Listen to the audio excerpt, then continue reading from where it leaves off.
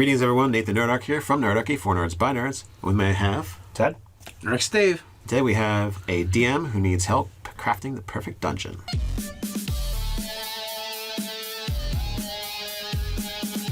If you have a GM901, you can send those over to us at nerdarchy@gmail.com. Just put GM901 in the subject. All right, so there is a DM, Calamity, is it? Yes, over on the Nerdarchy forums. Yeah, we snagged it off the forums.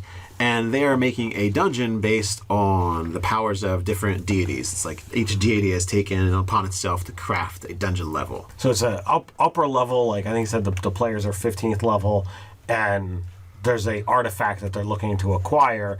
And Which is some hot stuff. Right. The gods have decided that this needs to be taken away from the world, so each god has made a layer of this dungeon to keep it out of the mortals' hands. Yeah, and so he's got a handful of deities he needs help with. He has a bunch that he's already done. Right.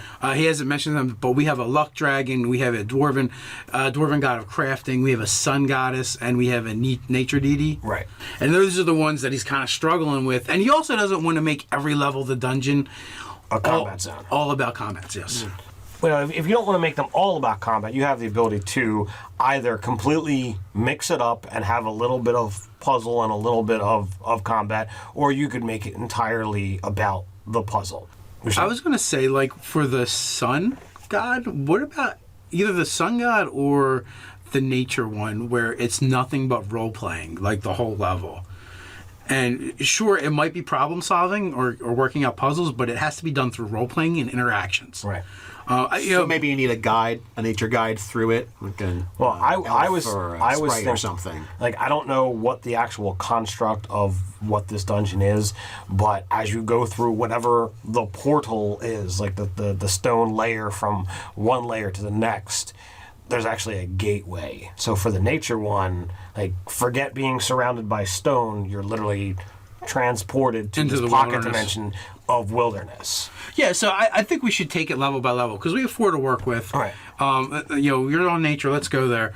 So what do you do? So like my idea is like, what if you have to interact with the environment and role play with different beings and creatures in a way that would expound upon your willingness and your ability to live in harmony with nature. I was having something along the same lines. The idea, in my opinion, from what it was put on the forum, is that the gods have taken this away. So in order for you to get it, you need to actually show compassion and that you're going to treat this artifact properly and not just use it for power. So if you're put in nature, forget about fighting the stuff, forget about doing things that are going to further your own goals. You're shown images of things that might tempt you, but you have to. I don't think it should be images per se. I think you should come upon scenes and scenarios. For instance, an animal that's in a trap, right? And you have to show compassion and try and free it from the trap without harming it and the least amount of harm to yourself. Like a bear, right? A bear in a bear trap, which is going to be very difficult to free this animal. You're going to have to soothe it. It's going to want to eat your face because it's hurt and it's scared. So you have to overcome that. Another one would be the complete opposite. A predator about to bring down prey. What do you do, right? And actually you have to let it bring down the prey to respect the natural laws of nature. And then perhaps a path opens up, basically like one way if you did the right thing as far as the nature god was concerned, then that path opens up. Otherwise you get stuck in like a maze area. Yeah, where maybe you have to like keep working your way through these puzzles in order to solve what that deity is trying to get out of you, what they want. From which you never return. Or that. Well, it could literally be like there's, whatever the number that's going to be the target of successes, and every time you fail, perhaps, it's not just a win-loss, but it takes away one of your successes as well. So, like, you have to accrue, like, 3 above. You're giving me this. No. I was just thinking about. He wants to trap the players forever. And if they fail 3 times, from which they never return. It gives that role playing. They don't do the combat. Going along with Nate said, even better. What if nature starts claiming them with failures? Like, but they become a little more wild, a little more bestial. They start to kind of revert to like animal-like forms. So like you messed up when now you have a pig nose.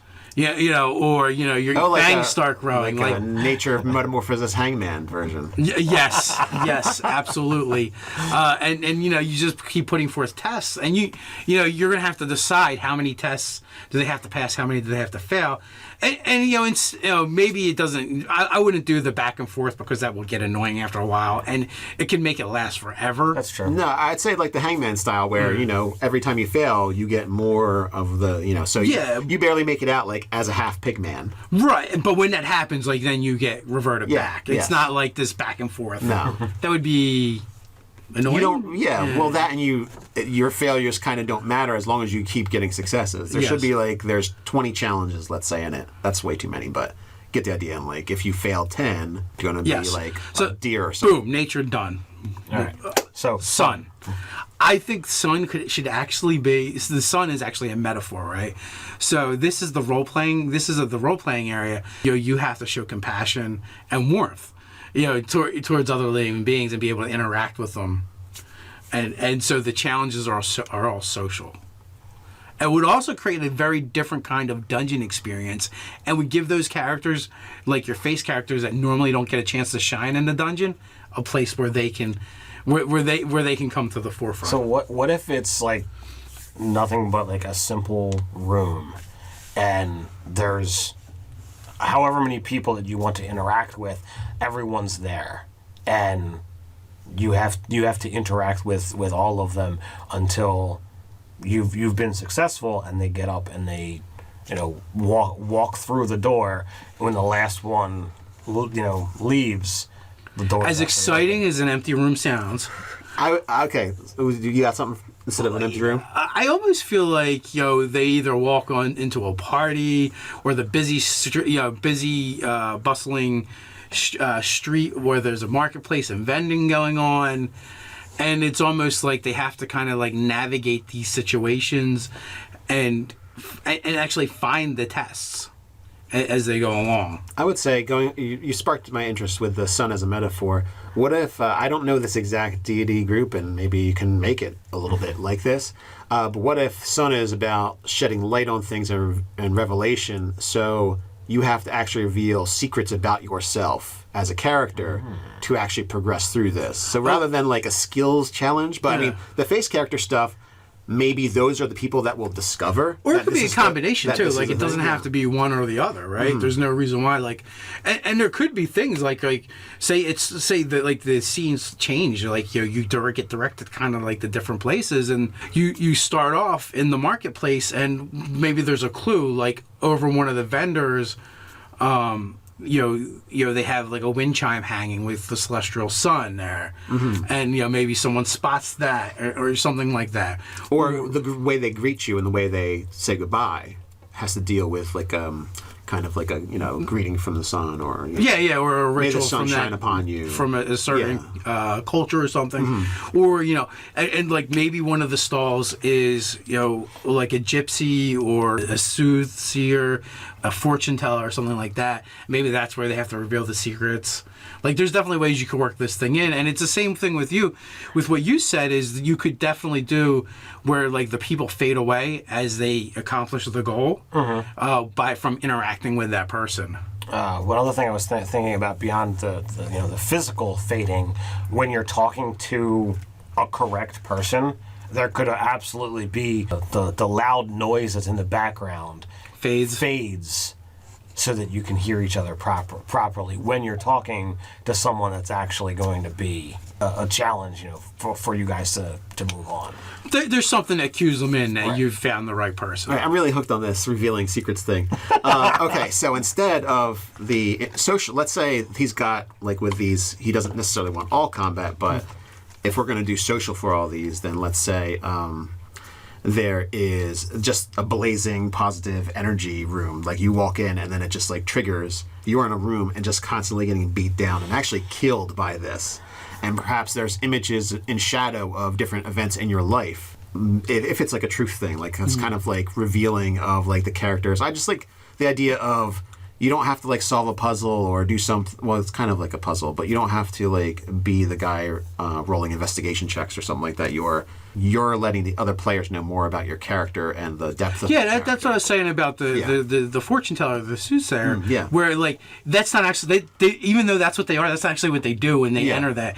It's like it becomes not necessarily the challenge, but the point where the PCs have to reveal the truth to this NPC, and then and by relation to everybody. Yeah. So what were the other? Are we done on this one? So what's the other one? Yeah, we have the Platinum Dragon of Luck and the Dwarven God of Crafting. For the Platinum Dragon of Luck, I kind of want to just make it a big chance thing.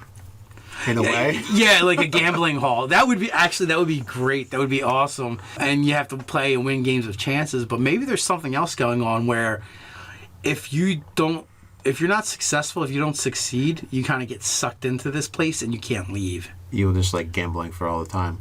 And what if... It's a big party you don't want to leave, and that's part of breaking free. What if the sly, mischievous part, because I'm thinking of like Eastern dragons, like the sly, mischievous part of this dragon is that, yes, it's a dragon of luck, but there's also a belief that, like this dragon, you in a way can make your own luck come about. So you're kind of like it's like setting the stage like, oh, it's a gambling hall. Obviously we play games of chance to win. Like that kind of overarching thing. But then really underneath, there's a way of either cheating or getting around or creating your own opportunity. Or there's a saying that, luck is what luck actually is when opportunity and preparation meet. Yes. So rather than just chance winning, that kind of like the real idea of luck being that kind of a convergence of opportunity. Like for instance, like if you're the DM and you know the inventory of your players and they have some weird stuff on there, like all of a sudden that weird stuff that is generally useless and it's just there's like a specific use for it. That's a good idea. But the players still have to figure that out. That's luck. The last one is the Dwarven God of Crafting. So there's two things that come up to me here. Obviously, you put a pile of raw material on your D&D table and go, make me something magnificent. You have one day. You have 1 hour in real time. So obviously there's the ability to actually make something, but then the other side of it is the appreciation of something that's well made. There could be a skill challenge of identifying some of these treasures and resisting the urge to just take them off the wall and Or maybe the real challenge to that level is what are traits that actually make someone a good craftsman? Maybe you have to expound those traits. Attention to detail, being industrious, perseverance, hardworking. You could come up with a list of these things and come up with challenges and labors based around them. What every dwarf had their pappy beat into them over time, verbally, like, no, this is what makes a dwarf a dwarf. There is our suggestions. Hopefully you will find them helpful. With that, look to the comments below because generally that's a great place to get other suggestions as well. While you guys are at it, like, share, and subscribe. You can patronize us in a good way over on Patreon. Or you can check us out over on Facebook. So until next time, stay nerdy.